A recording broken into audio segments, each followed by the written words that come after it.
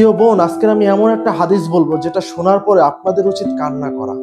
রাসূল সাল্লাল্লাহু আলাইহি সাল্লাম বলেন, যখন আমি মিরাজের রাতে জাহান্নাম দেখি, তখন আমি জাহান্নামের ভিতরে দেখতে পাই অধিকাংশই নারী ছিল।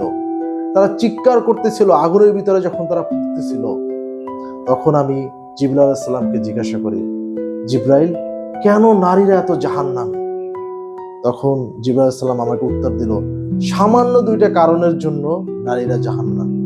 তারা দুইটা কারণের জন্য তারা জাহান্নামের অধিবাসী। আমি জিজ্ঞাসা করলাম, কি সেই দুইটা কারণ? তখন রাসূল সাল্লাল্লাহু আলাইহি সাল্লামকে জিবরাইল আলাইহিস সালাম উত্তর দিলেন, এক নাম্বার হচ্ছে তারা স্বামীর অকৃতজ্ঞতা করে, তারা স্বামীর প্রতি কৃতজ্ঞ না। আর দুই নাম্বার হচ্ছে তারা অভিশাপ প্রদান করে।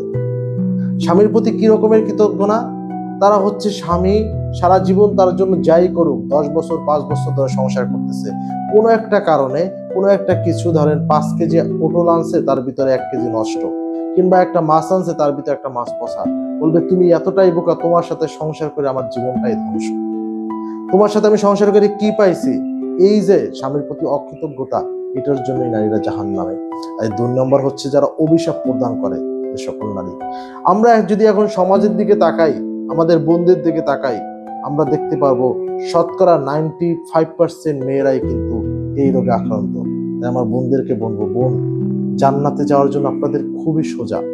শুধুমাত্র এই দুইটা কাজ করবেন না, স্বামীর প্রতি কৃতজ্ঞ থাকবেন, কাউকে অভিশাপ দিবেন না, আর আল্লাহর দেওয়া বিধান 5 ওয়াক্ত নামাজ রমজান মাসে রোজা করবেন, আর স্বামীর কথা শুনবেন।